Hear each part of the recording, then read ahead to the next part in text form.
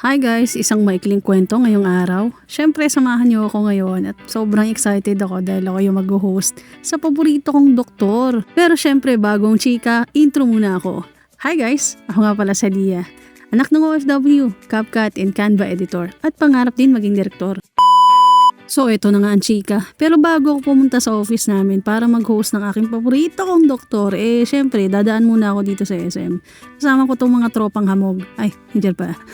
Mga business partner ko pala yan. Bago kami dumiretso sa opisina, kailangan ko muna makapag-transaction dito sa LBC. Kailangan ko magpadala ng mga produkto papunta ng Batangas. From Abu Dhabi, UAE, yung naging customer ko dito, tapos ipapadala niya sa pamilya niya. Specifically dun sa, kasi naman nag-English pa eh. Para dun sa nanay niya na may problema dun sa dugo. Nilagyan ko lang ng instruction kung paano niya iinumin. Tapos kung ano mga bawal sa kanya. Tapos kung gaano katagal niya iinumin din. Tuwan-tuwa na naman itong mga tropa ko. Nakakita na naman ng camera dun sa sulo. Habang matyaga ako naghihintay dito sa pila ko sa LBC. Naalala ko tuloy yung first time ako nakapag-host. Di ko maintindihan kung nararamdaman ko. Natataiba ako, kinakabahan, na ang lamig-lamig ng pawis ko na hindi naman mainit nun. Tutuwa lang kasi ako sa sarili ko dahil sobrang laki na ng improvement. Nung simula noon, kesa ngayon. Kasi kung mababalikan ko yung ako noon, kesa ngayon, sobrang laki na ng pinagbago. Dahil yan sa community namin syempre. Ang laking tulong din kasi talaga sa personality development yung mga tao na kasama mo araw-araw. Kung paano sila magsalita, kung paano sila mag-isip, kung paano sila makisama sa'yo. At syempre, kung paano kanila itrato. So ayun na nga, naglagay lang ako dito ng listahan ng mga products para makita nila yung quantity ng items, para mabilang nila, para ma-double check din nila kung kompleto yung nakarating sa kanila.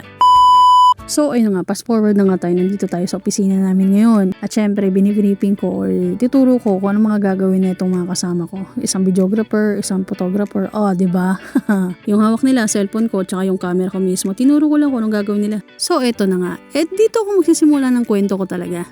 Magsimula pa lang talaga ako. Sa totoo lang, I'm not into sales. Hindi ako people person. Sobrang mahihain ko. Introvert ako eh. Ako yung tipo ng tao na nauubos yung oras at maghapon ko na nandun lang sa kwarto. Kahit palabasin mo ako ng bahay, hindi ako makikipagtanguan sa ibang tao kasi hindi ko naman nakasanayan yun.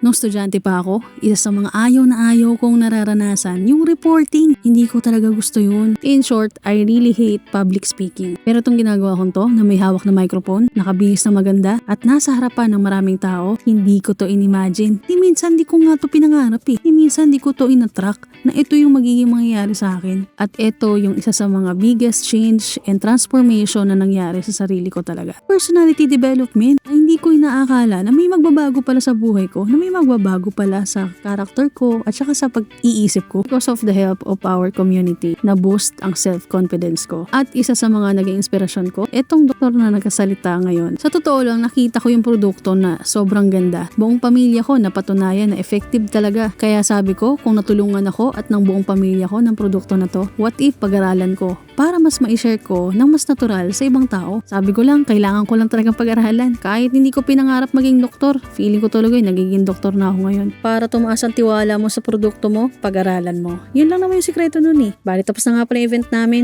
Yun lang naman ang kwento ko. Maraming salamat. Bye!